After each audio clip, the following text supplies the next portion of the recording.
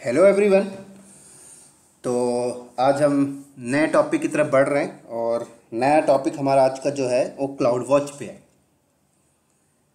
ठीक है, last topic हमने ऑटो स्केलिंग ख़त्म किया था। आज हम क्लाउड वॉच के बारे में बात करेंगे।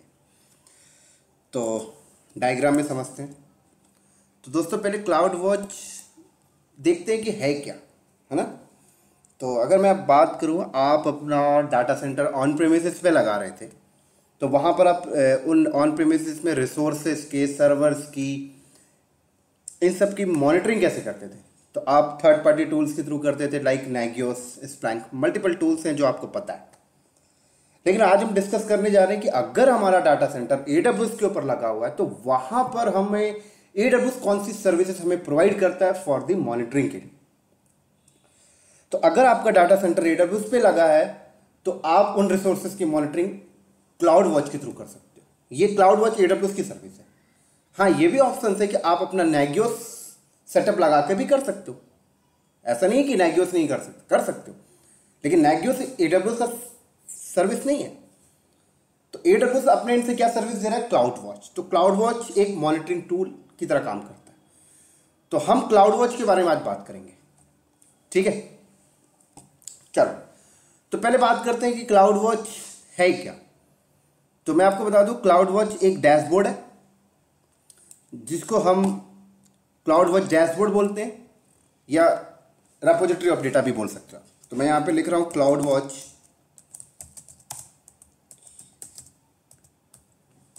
डैशबोर्ड। क्लियर। तो इस डैशबोर्ड में क्या नजर आने वाला है दोस्तों, तो मैं आपको बता दूं, जैसे आपके नंबर ऑफ सर्विसेज चलती हैं, आपके नंबर ऑफ सर्विसेज आप यूज कर रहे हो, लाइक EC2 यूज कर रहे हो, S3 यूज कर रहे हो,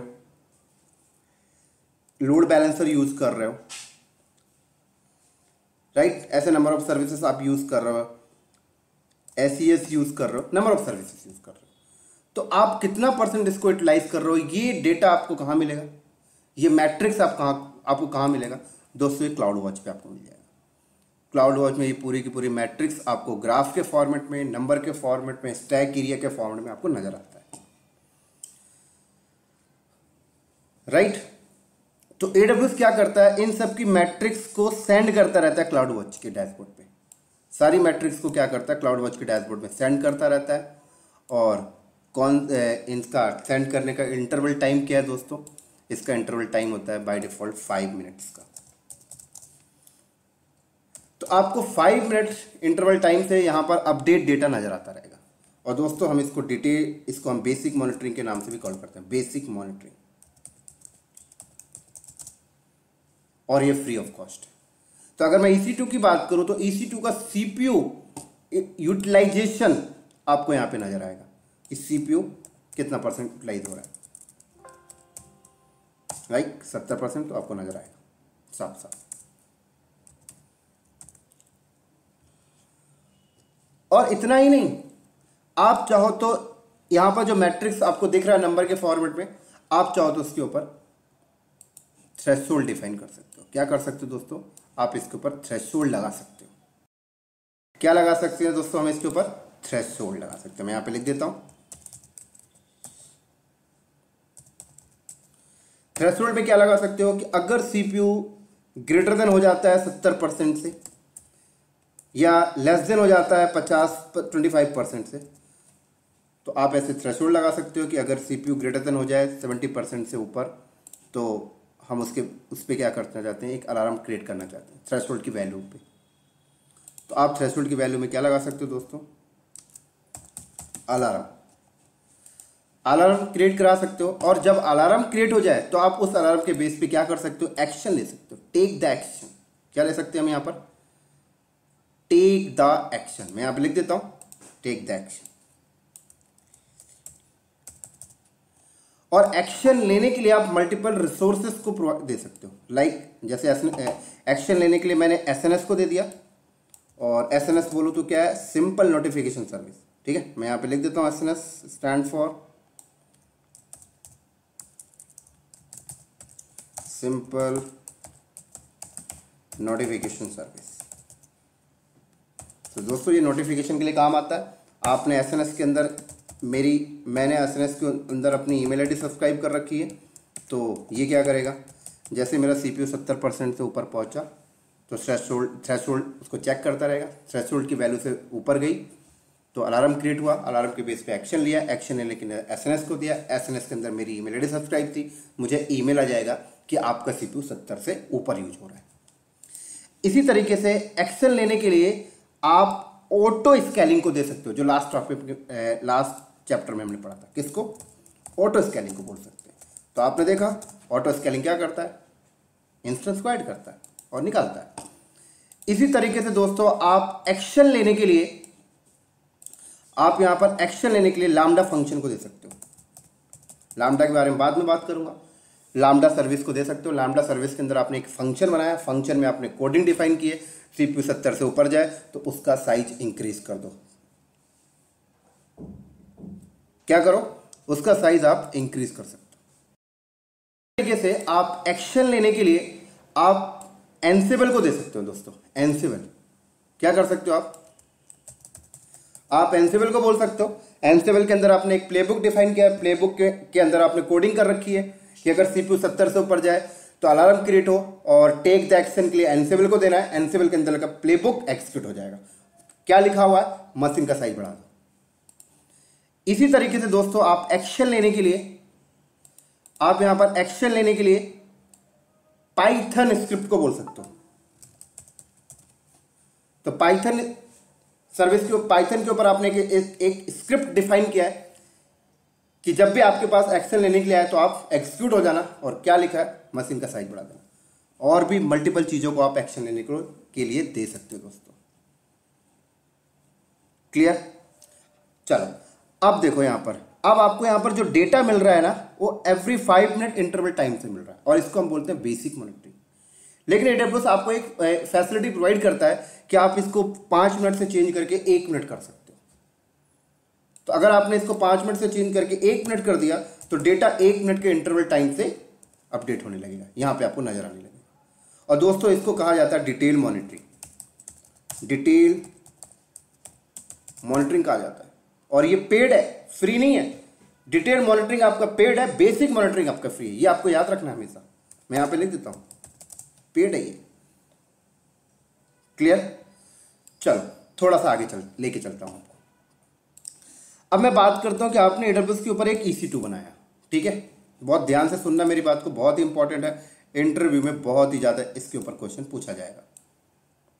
ये मेरा EC2 है। तो दोस्तों मैं आपको बता दूं, इस EC2 का सीपीयू यूटिलाइजेशन का डेटा ही आपको यहां पे नजर आएगा बस। मतलब अगर हम इस EC2 की बात करें तो इस EC2 का सीपीयू यूटिलाइजेशन का डेटा ही आपको नजर आने वाला है क्लाउड वॉच के डैशबोर्ड में। अगर हम बात करें कि भाई इसकी रैम यूटिलाइजेशन कितना हो रहा है, उसका डेटा क्लाउड वॉच में आपको नजर नहीं आएगा बाय डिफॉल्ट। रैम कितना % अवेलेबल है, इसका डेटा आपको क्लाउड वॉच में नजर नहीं आएगा बाय डिफॉल्ट। रैम कितना यूज हो चुका है, इसका डेटा आपको क्लाउड वॉच के डैशबोर्ड में नजर नहीं आने वाला। ऐसी हार्ड डिस्क कितना % यूटिलाइज हो चुकी, नजर नहीं आने वाला। हार्ड डिस्क कितना % अवेलेबल है, इसका डेटा आपको क्लाउड वॉच में नजर नहीं आने वाला। हार्ड डिस्क कितना % यूज हो चुका है, इसका डेटा आपको क्लाउड वॉच में नजर नहीं आने वाला। आप EC2 के अंदर अपाचे सर्वर चला रहे हो, इसके लॉग्स आपको यहां पे नजर नहीं आने वाले। आप NFS चला रहे हो, NFS सर्वर के लॉग्स आपको क्लाउड वॉच के डैशबोर्ड में नजर नहीं आने वाला। इन सब की मॉनिटरिंग के लिए आपको EC2 के अंदर लॉगिन करके ही करना पड़ेगा। मतलब अगर मुझे देखना है कि इसका रैम कितना यूटिलाइज हो रहा, तो मुझे EC2 को लॉगिन करके फ्री -H चलाकर ही देख सकता हूं। मैं क्लाउड वॉच के डैशबोर्ड में जाके नहीं देख सकता। क्यों नहीं देख सकता? क्योंकि AWS इनका मैट्रिक्स यहां सेंड करता ही नहीं है, वो सिर्फ बेसिक चीजों का करता है। और हमें तो मॉनिटरिंग ये भी करवानी है, तो क्या हम इसके लिए मशीन लॉगिन करेंगे? नहीं सर दोस्तों, गलत कॉन्सेप्ट है। आप चाहते हो यहीं पे हो जाए, तो AWS डेटा सेंड तो नहीं करता, लेकिन सोल्यूशन आपको देता है। सोल्यूशन क्या देता है कि इनकी मैट्रिक्स आप खुद से सेंड कर दो। आप इनका मैट्रिक्स खुद से सेंड कर दो तो यहां पे आ जाएगा, फिर मॉनिटरिंग कर सकते हो। अब क्वेश्चन आता है कि मैट्रिक्स को सेंड कैसे किया जाए। तो AWS बोलता है कि आपको ज़्यादा टेंशन लेने की जरूरत नहीं है, मैं बनी बनाई स्क्रिप्ट रखा हूँ, मेरी वेबसाइट पे जाओ और स्क्रिप्ट को डाउनलोड करो और वो वाली स्क्रिप्ट यहाँ इस मशीन के अंदर से एग्जीक्यूट करो तो डेटा यहाँ पे चला जाएगा और फिर मॉनिटरिंग कर सकते हो। तो ये सारी लैब हम प्रैक्टिकल करके देखेंगे तो ज़्यादा समझ में आने वाली है आपको। क्लियर? तो हम यहाँ पे स्क्रिप्ट डाउनलोड करेंगे और स्क्रिप्ट को रन करेंगे और देन डेटा यहाँ पे सेंड होता जाएगा।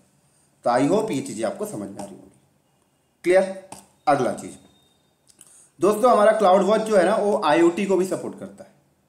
IoT मैं समझाता हूँ IoT क्या होता है। फॉर एग्जाम्पल, आपका यहाँ पर एक फैक्ट्री लगा हुआ है, आपका एक फैक्ट्री यहाँ पे लगा हुआ है,